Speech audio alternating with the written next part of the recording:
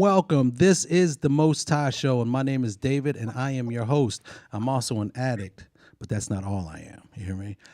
We got a great show today. We got we got 2 virtual seats of service. We'll call it, you know what? We'll call it the love seat of service, the virtual love seat of service tonight, because we have 2 guests visiting us via Zoom tonight, and we are going to be having a great discussion. This is going to be more. It's a love seat because 2 people fit in it. Yeah. Oh, I get it. You get it? It's a double. Okay. It's a double seater. Okay. All right. Yeah. So we're gonna have. This is gonna be more of an information topic discussion we're gonna have, and it's gonna be all about fentanyl. It is a hot topic, and it needs to be discussed more. And we are blessed to have a platform like the Most High Show to get into some in-depth conversation with my brother Mike and my sister Andrea. After this, folks. Welcome to the Most High Show, a show about recovery, spirituality, and all that. Produced, posted, and hosted by people in recovery who have strength and hope and want to share with you. If you or someone you love is suffering, we want you to know you are not alone. This is the Most High Show. All right.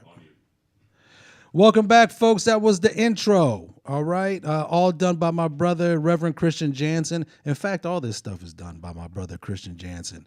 All the lights, the signs, the ability for us to, discuss things with people coast to coast, kind of, you know what I mean? But in the decadent virtual love seat of service today are 2 people coming, one from Denver and one from Cali, I believe, if I'm correct. We got Andrea and we have Mike Fiore from Inspire to Inspire. Man, they are making moves in fentanyl awareness. They are getting the word out, and we are honored and blessed to have you both on the show. Welcome. What's up, Mike? What's up, Andrea? Thank you. Absolutely, man. So how's everything going today for y'all? This is another good day. It's always a good day when I get to see Mike and talk to you guys. So this is a good day. Awesome. Mike, how are you doing, brother? Man.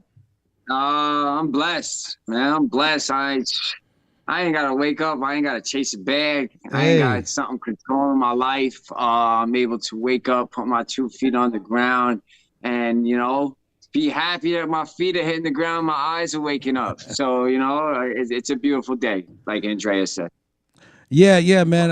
Again, man, we thank you both for being here. And one of the things that I really want, I think the best way to start this off is, because we have so much to discuss tonight, is just Andrea, with you first. Would you guys mind introducing, what you do and what part of the movement in this fentanyl awareness that you play?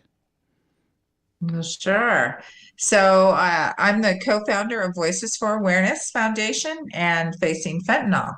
Voices for Awareness brings prevention to the public. We warn people about the dangers of illicit fentanyl, and we work with affected families and every issue related to illicit fentanyl and prevention.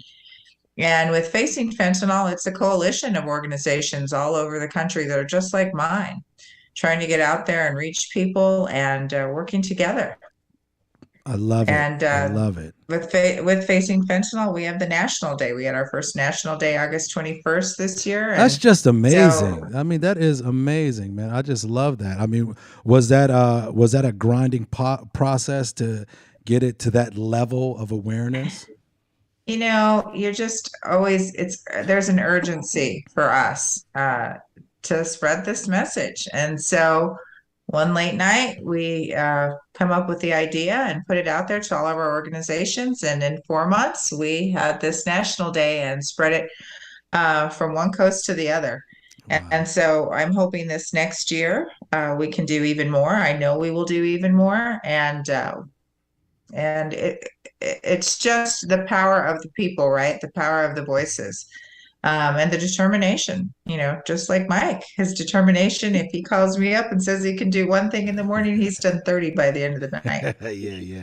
Yeah. And that brings us to my brother Mike, man, making power moves out there in the streets. You're all over the place. Mike, fill us in on what's going on with you.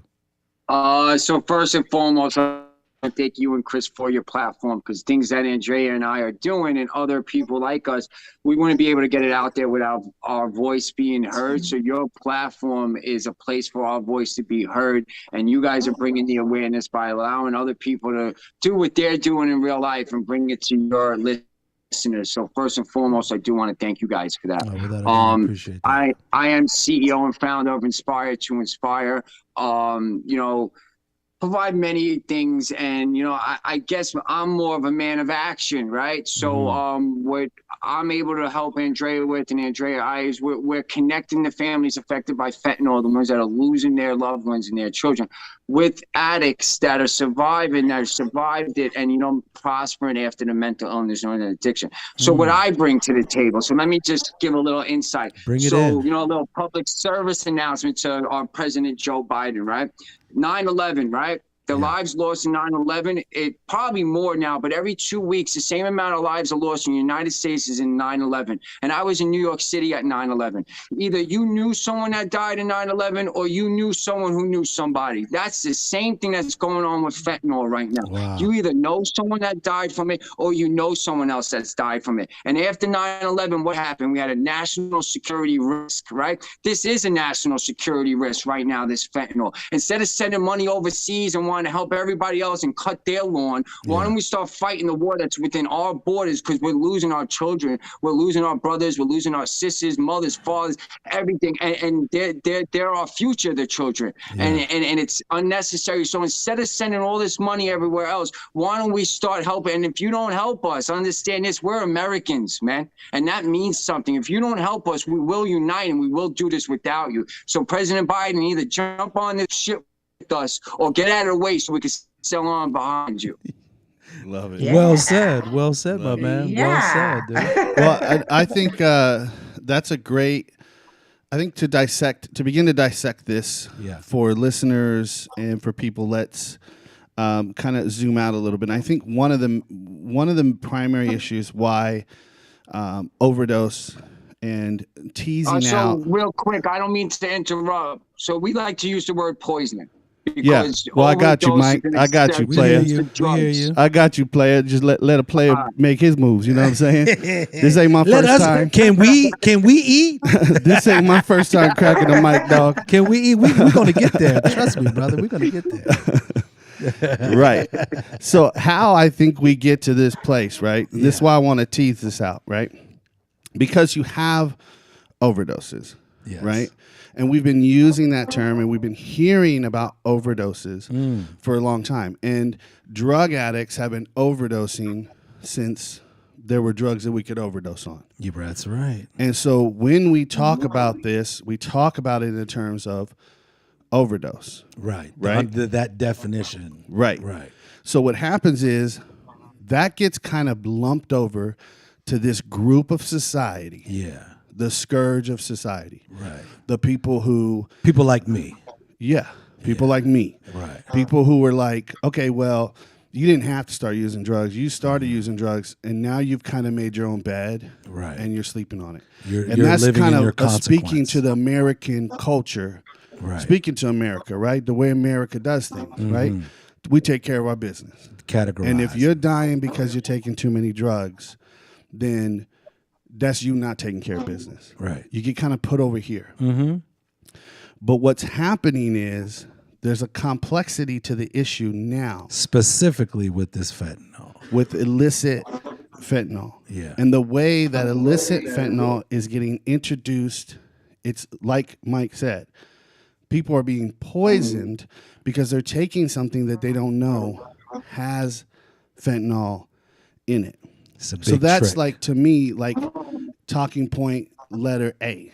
Amen. Right? Yeah. Because there's a huge stigma of addiction, and Mike is out there and his organization's out there crushing, and that's what one of our mission statements for us is crush the stigma of addiction.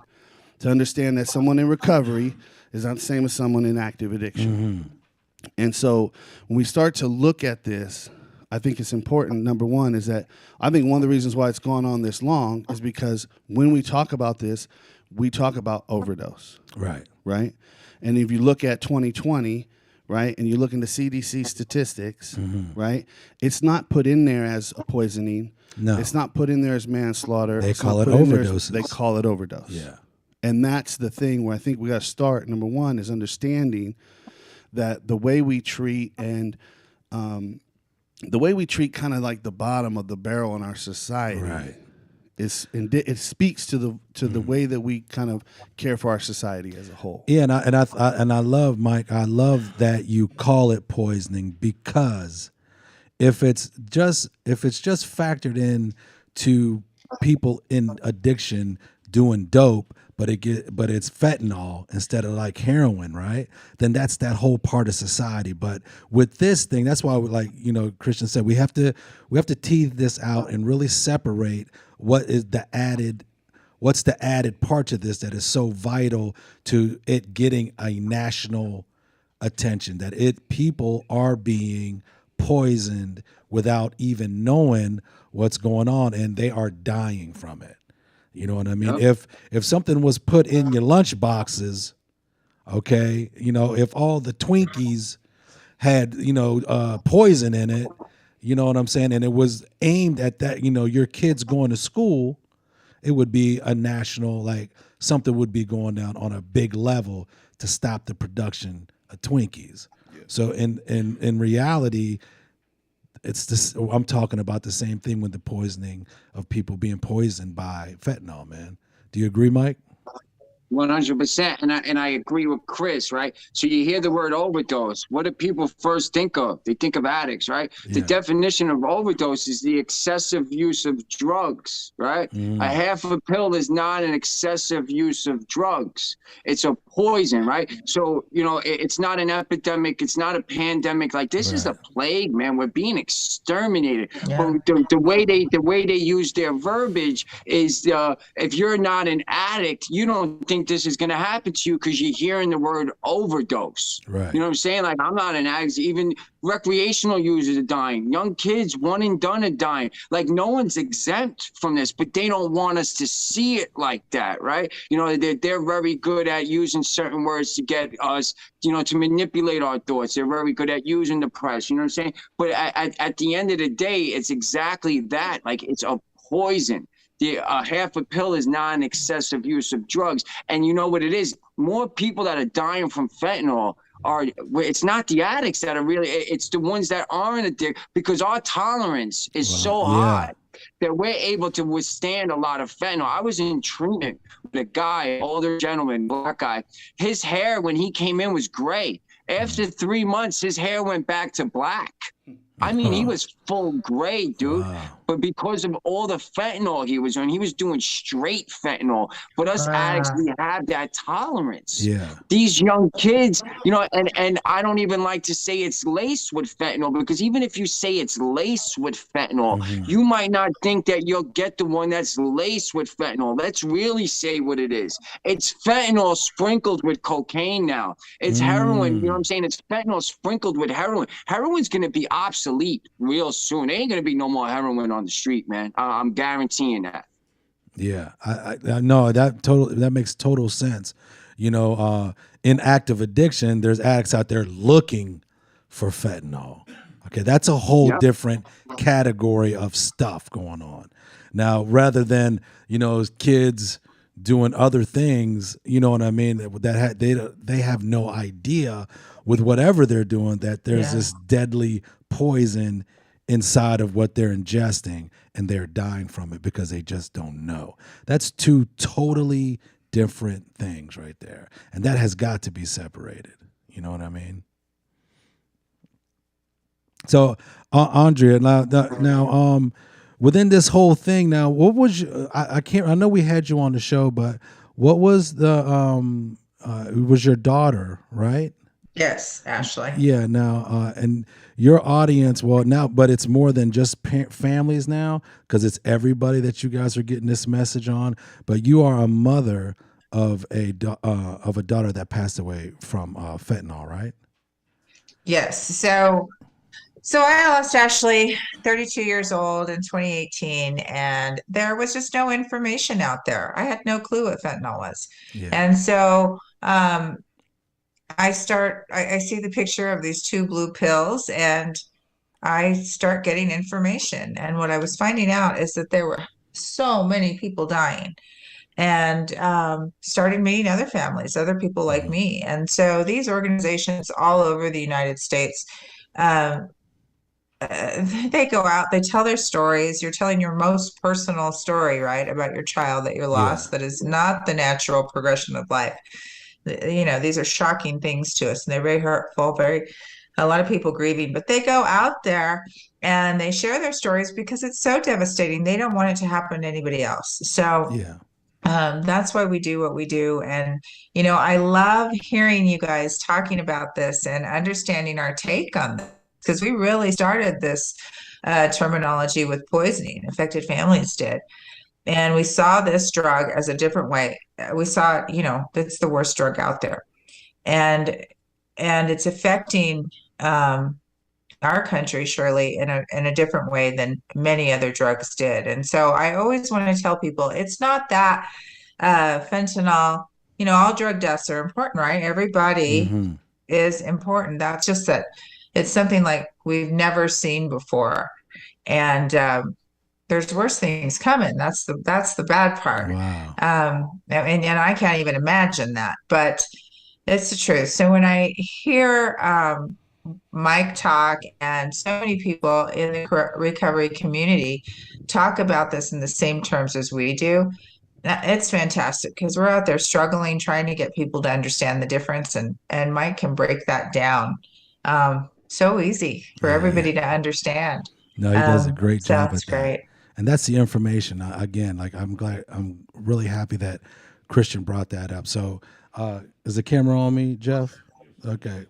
So, people, listen. Okay, if you're tuning in and you're having an issue with comprehending what we're talking about here, we are talking about a poisonous substance being put into different pills and other things that are being used to like cut drugs in a stronger way, but it's actually killing people and they don't know it. Nobody knows it. Rather than me in my active addiction, I hear fentanyl's around, I'm running after that because I'm in my active addiction. And that's one thing. Not that if I would die from that, not that it's any less of a tragedy, but when it's done to when it's used as a poison to like in trickery, you know what I mean? I like that you said, Mike, that it's not laced with fentanyl, it's fentanyl laced with other Yeah. things. Really, that's the base of it. You know what I mean?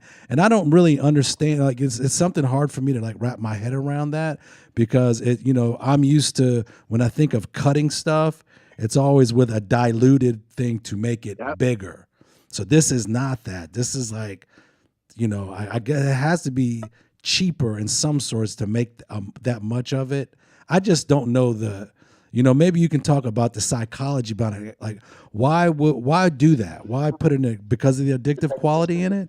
Is that why it's being used like it is? It's so deceptive. Okay, you're putting Yeah. these pills out there that look like prescription pills, and when they first started coming in, that's what people thought. They resembled these M30s that were legit pills. Yeah. And we've seen this, like the progression of this. I've seen it over the last 4 years. The way that the pills are being made. This week there are candy packages put out that look exactly like a leading brand of candy that's out there for young kids, and they're packaged fentanyl pills. Um, they're deceptive. They're purposely made to be so addictive. When Mike says one and done, if you make it through, then you're addicted. I mean, that's how fast this is happening. So, for the dollar, I mean, deceptive, addictive. These kids have to know. And these candy color rainbow pills that are coming out everywhere and now in candy packaging. What do you think is going to happen? I don't know. I just don't even get that. I don't get that. It's just hard for me to understand that move. And I think we talked about the Tylenol last time. I'm not sure, but years ago, those 7 packages of Tylenol took out 7 people, and the feds came in and they started investigating this right away. And that was a big story. And we're losing hundreds of people a day and no one's talking about it. It boggles my mind that that can even be. Where is our respect for human life at all? And so Mike comes out and he's talking to the president. This is true. We need people to pay attention. Look at COVID. During COVID, you schooled an entire nation, right, in a few days on how to wash their hands, stay 6 feet apart, use hand sanitizer, wear a mask. Everybody knew it in the first week. Yeah. And our kids don't know about fentanyl, and we need to step it up. We need to do better.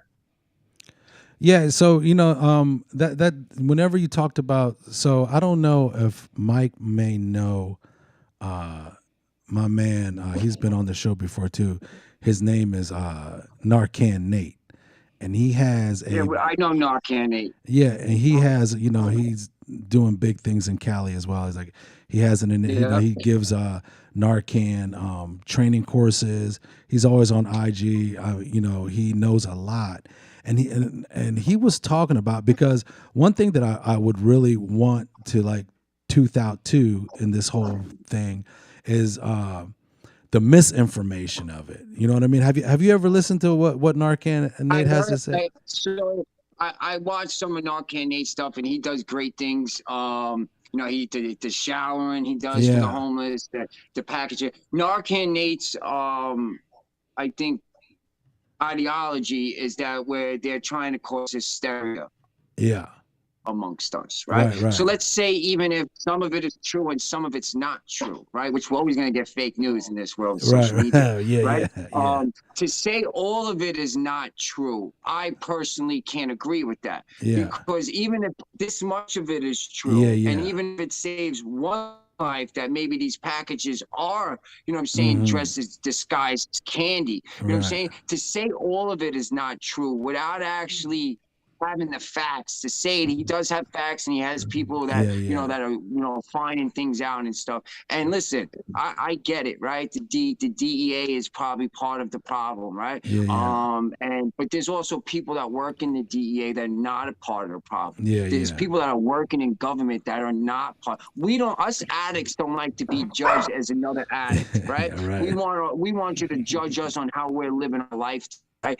To assume that all of the government is in bed with cartels and stuff like that, it's not fair to the officials and law enforcement that's working their asses off to try to get this stuff off the street, right? So like, even though maybe the DEA maybe is a part of it, I'd still work with the DEA because there's so many of them out there that want to help this country, that want to clean these streets up, that want to save people's kids. So I can't personally talk about what's true and what's not, especially in a world of social media, right? So I don't, whatever someone says, I'm not even going to tell them they're lying or not. But he, like you said, he makes great points. I don't have the evidence. Andrea is my go-to when it comes to finding out about things coming out there, because Andrea is not just knees deep. She's up to her neck in that part of the world. And if she says it's true, it's like my mother herself is coming down and telling me. And we had this conversation. Andrea and I had this conversation like yesterday, which is funny while you're bringing it up. And I asked her, I said, do you think they're trying to cause hysteria? And she just said no. She thinks the government's in bed with them, and they just don't care about our children. Well, I like what you said, though. If there's just an inkling of truth in there, we got to take action, because the fact is, regardless of what misinformation and information is out there, people are dying from the poisonous attributes of fentanyl. They are dying from that. People are being poisoned. But in this world of the 52 fake out, right, where everything can be easily construed as propaganda or some things or not. I love that we're having a conversation, just like trying to feel this out, get a deeper understanding of it, and get people on the right page as far as being able to do what they can to be helpful to the cause. Because I know that there has been, I've seen news articles that talk about fentanyl in weed. Yeah. Then I've seen news articles that say that's not true. There is no fentanyl in weed, and that's scare tactics. Right. Right. Yeah. And then I hear from somebody who says that they know someone who overdosed and died because they got some weed that had fentanyl in it. Right. Right. And so it is it's like this.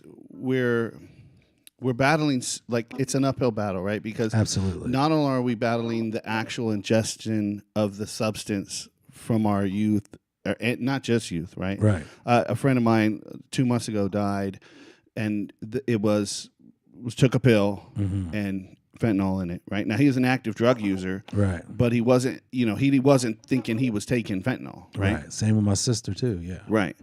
So it's like complex because not only are we trying to stop people from dying, right, but we're also trying to address like the information and the misinformation of what's getting out there. And to Mike's point, like, yo, if it's true, if it ain't true, right, like if the chance that you could smoke weed and actually be laced with fentanyl is there, then maybe you better take some precaution. Yeah, maybe don't smoke weed. Isn't there always some truth to every lie? Right. I think I've heard that before. Yeah. You know what I'm saying? So like it's good to, you know what it is? They're making some part of the population think it's a lie, so they continuously go out and use it and die. Either way, it's like they're winning at it. So I do believe they're playing both sides of the fence, right? Yeah. But if it's gonna bring awareness to people, like, yo, listen, like, something's not your problem until it becomes your problem, right? And then when it becomes your problem, you wonder why nothing was done about the problem. So become part of the solution. And part of the solution is to make your children aware that, you know what, even if it's not, it's gonna be. It's gonna be looking like candy. They do make it taste like candy for kids. The guy Derek that I was on Dr. Phil with, you know them sugar packets, the sweet and low packets? He poured it in his hand and showed everyone in his hand. That's enough fentanyl to kill 500 people. Damn. 500 people, one sugar packet. There's enough fentanyl coming into the country on a monthly basis to wipe out the 440 million population that we have on a monthly basis. So whether it's true or not that it's in candy, whether it's true or not, it's here. It's here. Yeah. That's the truth, and then that's the reality of this. So it's going to be in everything. It's going to be in everything. And the weed, it probably is spray. I would not doubt them to put in it. I wouldn't even doubt them to start shooting it into alcohol or whatever alcohol is coming from the South. You know what I'm saying? I wouldn't doubt it that they're shooting it in with a syringe. You know what I'm saying? Like, I read an article with a guy with a Chinese restaurant. He was putting opium in the pasta, and people were getting addicted to his pasta. You know what I'm saying? So what stops them from even putting it into the food? Well, and that's the one about the weed that always gets me, because, you know, people know that you mix drugs, right? Like, people use meth and fentanyl, or maybe they buy meth that has fentanyl in it, or vice versa, you know? So it's out there, guys. It's happening. It's not like, you know, when I was in high school, you'd go to a party and you'd be out at a kegger somewhere and somebody's passing a joint around, right? Well, that was old pot. Now we've got dispensary pot. If you're going to smoke pot, be safe anyway, because those days are gone. We're talking about a drug that has totally changed the landscape. There is nothing safe out there anymore. No, you don't know anymore. So whether, you know, whatever it is, as families, coroners even were trying to figure out in the beginning of this, if they were looking at one drug, if you had meth, fentanyl, coke, Xanax, that were coming up in a tox report, was that all from the same substance, or were they taken separately, right? We just don't know what's going on out there anymore. And so that's what we want to make everybody aware of. And regardless, if you're talking about finding fentanyl powder on a baby table in the women's bathroom or whatever it is, you got to be careful. Yeah. So that's what we want our kids to know. That's the bottom line. So that's a great way to put it, Andrea. I love that. You know, we talk about, especially in Colorado, we're talking about putting these test strips in school and everything, and we give our kids such a false sense of security. Like, that's cool. The tools are great. That's fine. But we've got to teach them prevention, and they've got to not only know what's going on, but they need to understand. Our kids are smart.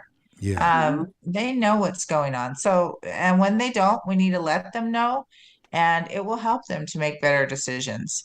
No, I love that. Two things that came to mind whenever you and Mike both were talking was, number one, you putting it in that, the way that guy described it, pouring that sugar packet out and saying how many people that can affect. That definitely gives me a clear mind of people. So that gives me a clear understanding of why the distribution of that would be so marketable and so profitable. If that little bit could get so many people intoxicated, just that little bit, I understand the money side of it, right? Not just high, that packet could kill. That packet could kill 500 people. That's what I'm saying. Yeah. A sugar packet. That's how potent it is. Yeah. We had a guest on a couple months ago, and she was a meth addict for years, and she even talked about how toward the end of her meth use that she was noticing that the meth was different, right? And that it was zoning her out more, and it just wasn't the same high, right? Yeah. But she was so addicted that she just kept using it. And what she came to find out was that her meth was cut with fentanyl, which, it seems counterintuitive, right? Like, it ain't the same. Those two things ain't even the same. Like, some of us like uppers. Right. I was an upper guy. Like, you smoke a 50 rock and it got laced with fentanyl, it doesn't even make sense. And then some people like downers, right? Yeah. So if I'm looking for uppers and I get something it's supposed to get me up and it don't, why would I go back to that dealer? And that's where it's like, it's complex, but it's also kind of like it's spooky. Yeah. Because how is this getting in here? Why is it getting in here? Why package it up like candy? Is this, and this is to Andrea was the one that we used this for the first time, right? I'm not blaming Andrea, but I'm just saying. And it was that it's a national security risk because this is like some serious level stuff. Serious level of death being caused from it. I mean, that's right. That's a murder, bro. There's no other way you can look at it. Towards the end with the cocaine with me, I was sniffing a 50 bag of coke and going to sleep, dude. Yeah. Like, have you ever heard of that? Yeah. Like, the cocaine was putting me to bed. Like, I'm an upper guy. Like, I would do cocaine and opiates together, right? The cocaine was putting me to bed. I was even having, like, now that I'm able to look back at it, like, I was having, like, these mini seizures after sniffing 2-3 lines. Like, like, I'd have to sit and, like, my eyes would close, I would be coherent, but my body would be twitching. Like, I didn't even know what was going on. Like, and then with cocaine and crack, there's no physical withdrawal from that. That was a mood thing. You know what I'm saying? I work in treatment now. You know what I'm saying? People are coming in having physical withdrawals from the dependency to cocaine and crack.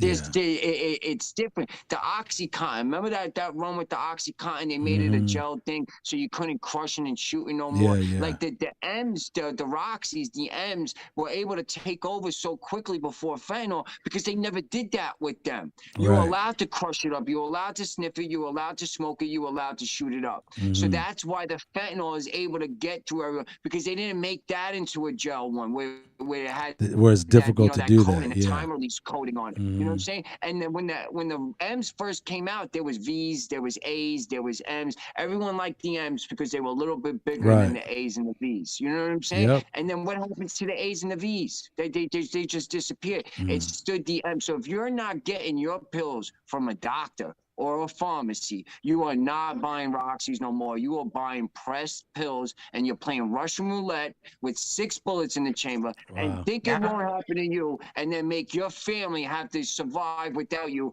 and blaming themselves because they couldn't help you. No, that's a great point. And I want to say something really quick here is that I want to give a big shout out to my man Narcan Nate because, man, you are making moves out there. You're being so helpful. I know like what you're doing, and I follow you. I'm always rocking out with you. And I know you're a great dude, and I get it. I get why, where he's frustrated and what he wants to do. You know what I'm saying? Because unfortunately, and this is to Andrea's point. Unfortunately, we live in a country where we just argue about we just argue about like, no, that's not true. It's not like this. I mean, we do this like back and forth, and we get caught up in that. Besides, and not taking action for the problem. You know, it's like, oh, this is true. No, that's not true. You said this, you said that. And like, we get caught up in that argument. You know, you see it on all social media platforms and crazy. That's what makes things trend, is like objection and like the argument of it, right? Right. But the conflict. The conflict is what gets people. So what we going. should be doing right now is arguing with each Right, other. yeah, that's right. And I want to tell you, this is all some bullshit. I'm just playing. No, I'm just playing. All right, no, but the thing is, real quick. Go ahead. We got some questions online, but you'll finish your point. It is about helping people live. It's not about, what's this and what's that. It's about people are dying. Let's do our best to stop that from happening anymore. Yeah.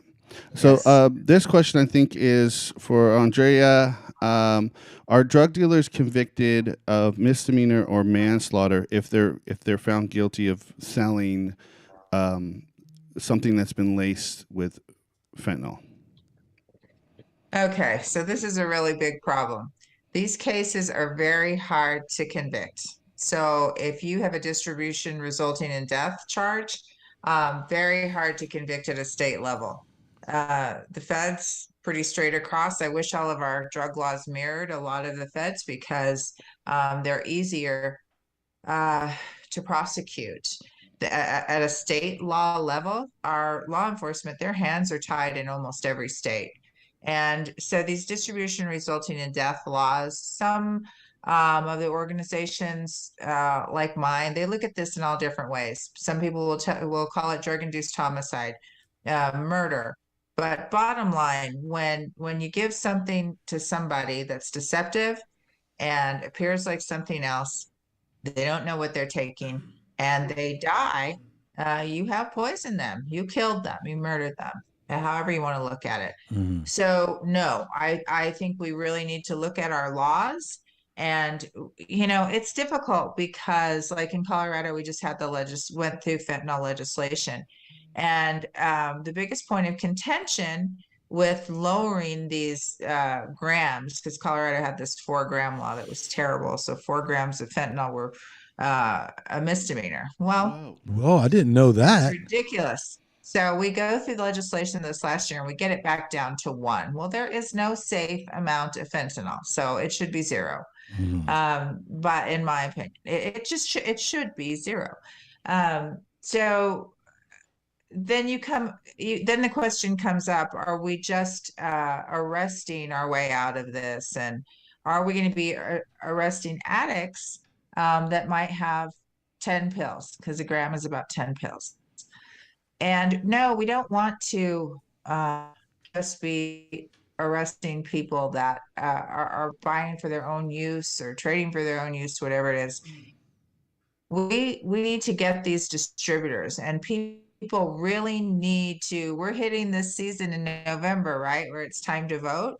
Mike and I were having this conversation today. We need to get people involved and have them look at their candidates and see who is strong on fentanyl, because it is one of the biggest problems in the United States right now. So we get parents coming to us all the time thinking that because they know the dealer and it's on a phone, the information's on the phone, that the cops can go pick them up and arrest them and they're going to be prosecuted. Not the case at all. A huge problem. Wow. Yeah. Well, there was, the case for Mac Miller, and Mac Miller died from illicit fentanyl poisoning. That because it was such a high-profile case, they did convict his dealers. Right. I think a couple of them got significant amount of time for manslaughter. Right. But that's such a high-profile case, and so I think it had a lot of eyeballs on it. But for what's really sad is for the parents of normal Americans who are losing children to this and loved ones, that they might not have the means and the opportunity to get things really looked at, right? And this is kind of going back to that idea of overdose and drug addicted behavior, right? Well, they were a drug addict, they overdosed. That's kind of their thing. There's no need to chase it any further. Yeah. And the thing is we have to start really chasing these things further down, because you need to determine, is this just a an overdose, and even so, it should be looked into, right? Right. Or is this an illicit fentanyl poisoning where someone was given something that they didn't know was going to be laced with illicit fentanyl? And the thing is like, and Andrea uses terminology of illicit fentanyl, right? Because this is not the same fentanyl that you would. It's not like they're going robbing pharmacies. Yeah. See, that's another thing. I wish it even had a different name, man. Right. You know what I mean? Because that just kind of dilutes the whole understanding of everything. Because this is not, a pharmacy just pushing out fentanyl and it's hitting the street in that manner. It's it's illicit fentanyl. I don't know why they call it. What makes it the same thing? Because it's not made the same. Right. Right. It's a whole different process, man. There's no pharmacist where there's probably some underground lab techs taking care of the process. You know what I mean? Yeah. I would imagine. Yeah. And just to piggyback on what Andrea is talking about with, the midterms coming and stuff like that. Listen, locking up drug dealers is like firing cashiers at a goddamn supermarket, man. They're just going to get it the other one. We have to go after the distributors. Yeah. And, Mac Miller, I'm glad you brought that up. Huge high-profile case, views, newspapers.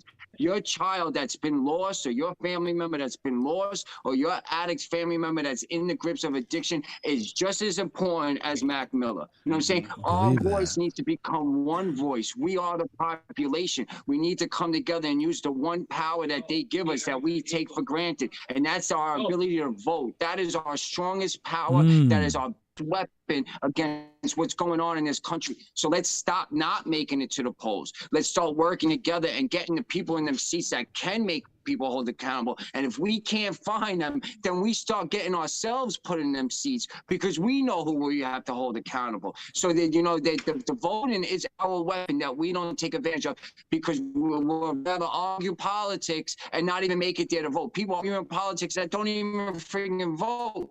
You know what I'm saying? Let's come together. This is why the recovery community and the families affected. That's why Inspire, and Voices for Awareness are now working together because we are the population now.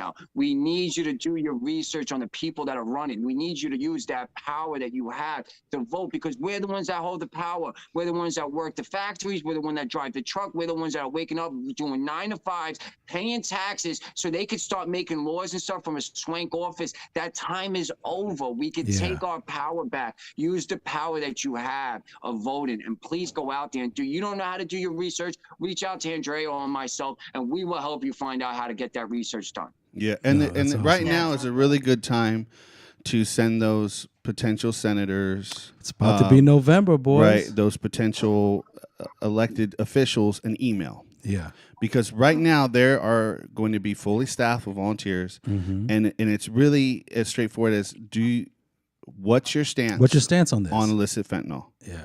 What's your stance on these things?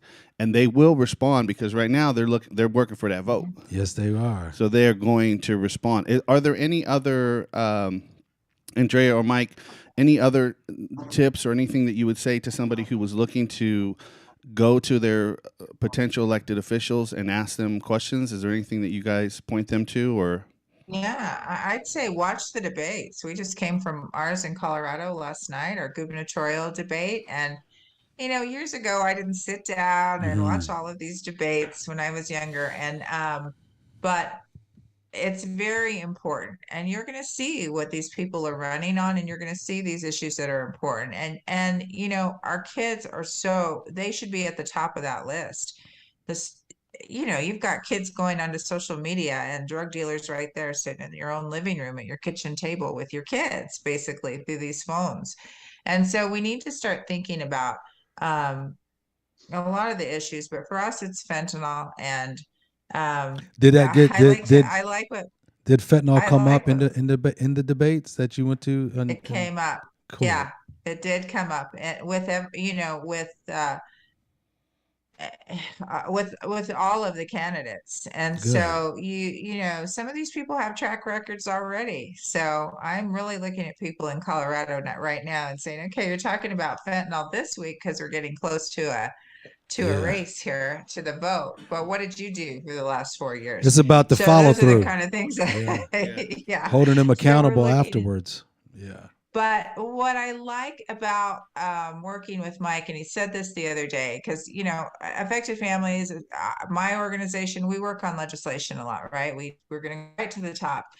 But what Mike is doing is he's working now. He's in the trenches right now. And so I love that we are working with the recovery community, because they're not going to wait for all of that, right?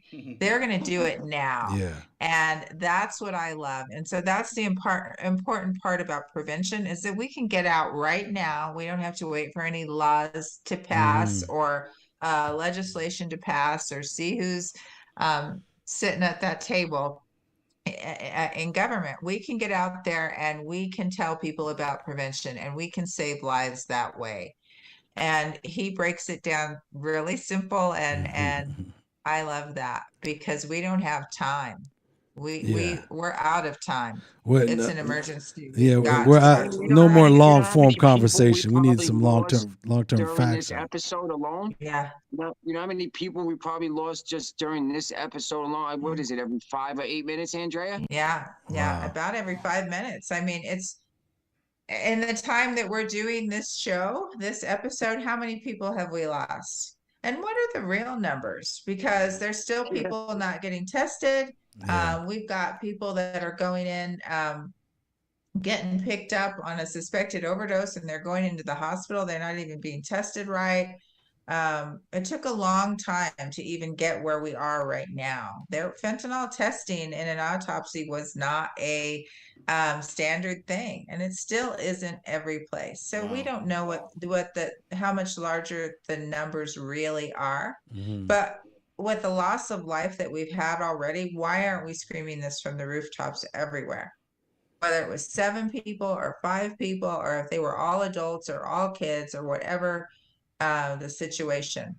If somebody, God forbid, there was a school shooting and we lose 5 children, that would be national news everywhere.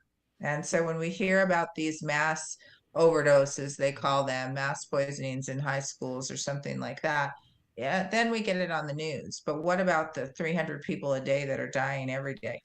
Yeah, that's a big thing. On the news? I think that's a big thing that needs to change. We got to change our perspective on this, man. Yeah. We got to change the viewers, like how we're viewing this, and I'm so happy that you guys are here. I think we covered some really good topics so far. I think we talked about the misinformation and how to, get through that.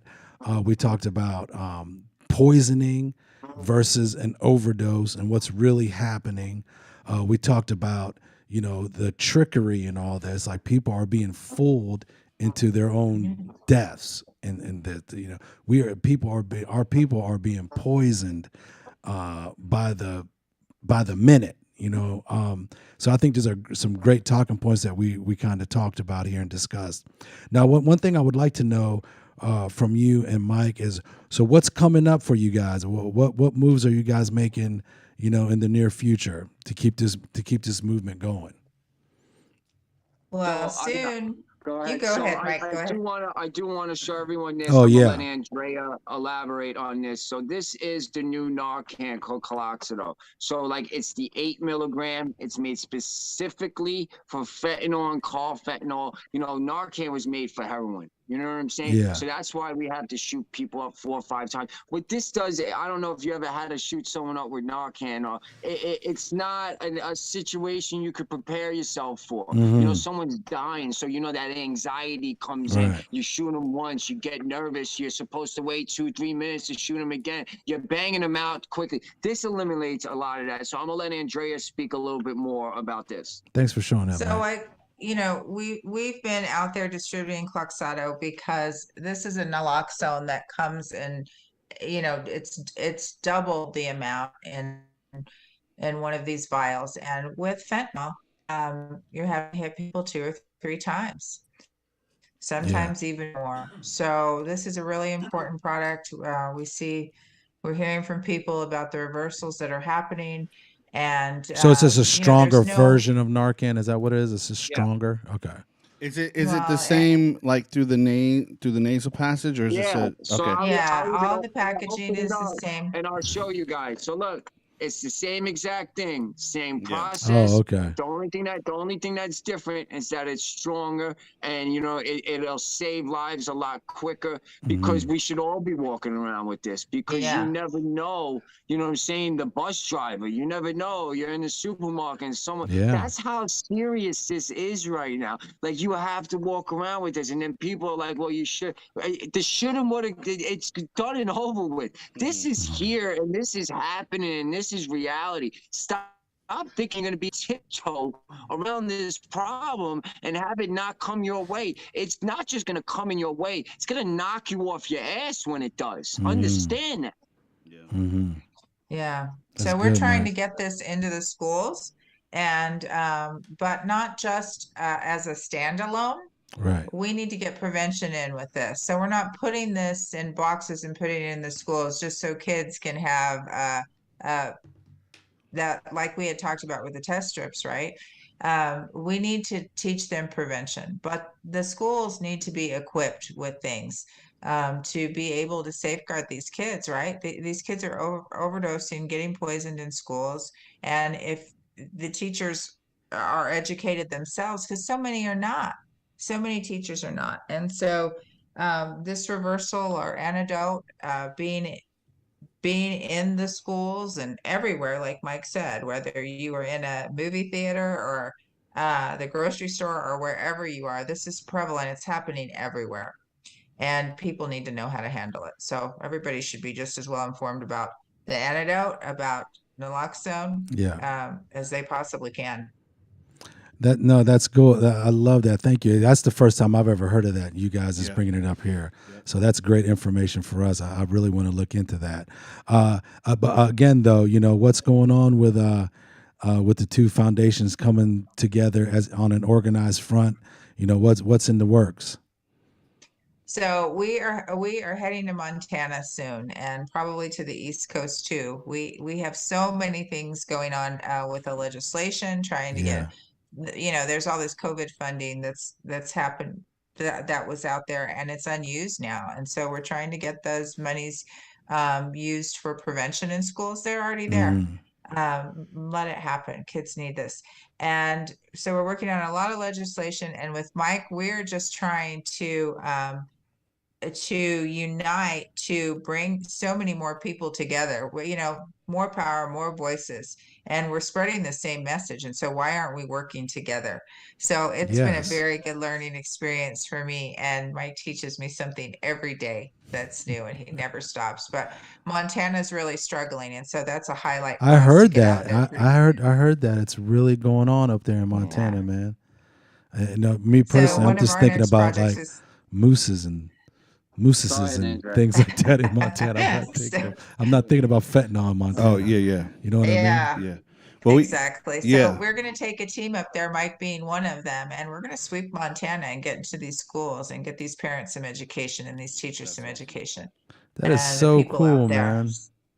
And I mean, what I have to, so whether you have a nonprofit, whatever it is, you got a community, we want to help you. You know what I'm saying? We're going to be we're already nationwide. If you want to get involved with bringing awareness and prevention, you just think you're one person, you can't do it, reach out to myself, reach out to Andrea, even reach out to Chris and Dave. You know what I'm saying? There's so many people out there that are making moves. Just reach out and be like, how can I help? Tell us where you are. Tell us what state you're in. Tell us which city you're in. We'll find whatever councilman. We'll find whatever recovery center. That's one thing about us addicts, man. We're foot soldiers. We're out there doing it. You know what I'm saying? So like, we need you to become this voice that we're trying to become, this one voice, right? You're already part of the population. I heard a quote, and ever since I heard the quote, it changed my life, right? And the quote is, society gets better when old men plant trees in which a shade they will not experience, right? So we need to start planting trees for the younger generations that are way after us, that we won't even get to sit underneath that tree, because that's the only way society gets better. So if you want to get involved, if you don't know how to get involved, if you have a story and you want to get your story out there, reach out to one of us, reach out to anybody, because your story is unique. Your pain is the way that we're brought together. The world needs to hear your story. I don't care what the story is. I don't care if you got a needle in your arm right now. I don't care what you did. I don't care what you're doing or what you're about to do. You have value. We need you. This world would be less of a place if something happened to you, because you have a gift inside of you that God gave you, and that gift is deserved. The world deserves to know that gift. Let us help you make that gift a reality, and let us help you save lives, just like we're trying. Yeah, no, that's great. You know, one thing I look at, Mike, I look at you and Andrea, and you know, one thing about Christian and I and the Most High Show and what we really represent is ending the stigma. And you guys just working together is ending the stigma, because Andrea, you know, you've already said it repeatedly.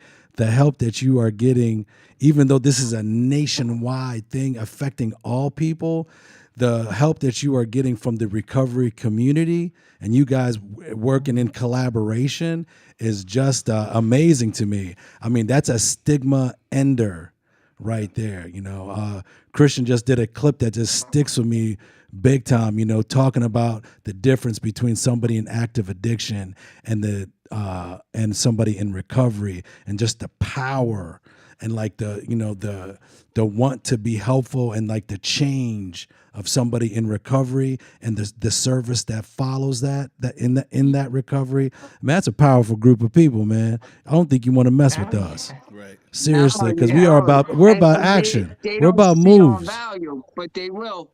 You better believe it, man. Christian, you got anything else you want to add to this? No, I mean, I think this has been really good, really informative. We're going to clip this up. Oh, yes. And get it out there and share it. And, you know, we're just going to keep telling this story as many times as we need to. Yeah. And I think, each time that we do it, I think more people are getting exposed to it, and more people are talking about it, and whatever we can do to continue to be supportive to either of you on whatever level it can be, whether it's getting the word out, whether it's getting our hands dirty, whatever we can do. You know, we're all in this together, to you guys' point. You better believe that. Yeah, whatever we can do, we're here for y'all. Listen, Mike, can you give just like some insight on both of your guys' organizations so that people can hear who exactly you are, so they can like have like some handles and stuff like that, some plugs. So I mean, I lost my mother on Thanksgiving after just becoming drug-free off of methadone 3 weeks into it. And when I lost my mother, you know what I'm saying, I never thought I'd be able to feel the love a mother gives a child. And Andrea's given me that.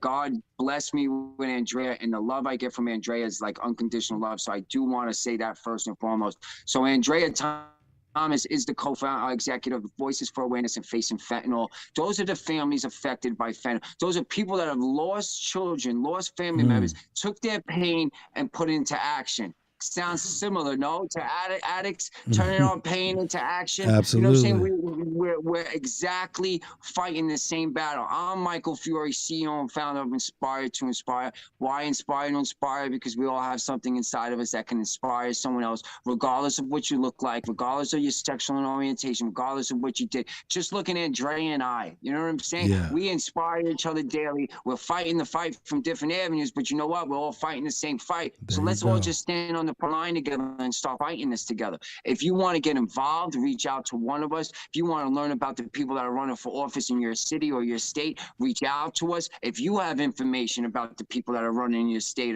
or if you just want to be a help, if you just want to volunteer, reach out to us, because the bigger and stronger we get, the louder and louder our voice gets, and the louder and louder we get, they're going to have to listen to us, or we're going to steamroll over them, and we're going to fix the problem ourselves. One way or another, we're going to get this. Yeah, man. And you know what? We're going to get you out here to Atlanta.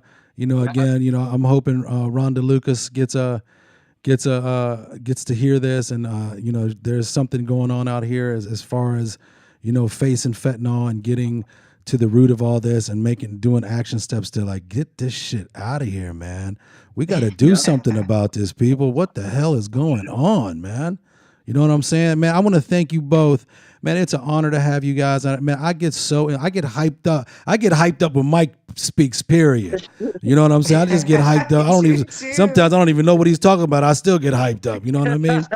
But I just love you guys. I love the moves that you guys are making. I love seeing action behind movement, and I'm seeing it with you guys. If you guys don't know out there, man, Mike was just on Dr. Phil, man, putting it out there on behalf of the community and everything like that. So, man, these people are working tirelessly to ending the poisoning of innocent lives in our nation, y'all. This is the real deal. This is something really happening. It doesn't matter what community you belong to, what you're doing. People are dying, and they're dying quickly, and we want to be a part of resolving this freaking poisoning, this killing of our people in the streets. We need people to look at this from a different perspective and see it for what it is. This is not just a active addiction, overdosing situation at all. There are people being poisoned, and they are dying, and they have no idea what they're doing before it happens. All right, lives are being taken, guys. Again, Mike, Andrea, we love you, dude. We're going to get together. We're going to make something happen on a different level. And thank you all for tuning in to the Most High Show. Yeah. Thank you. Yep. Yeah, man. Remember, we're being exterminated. Be the next time.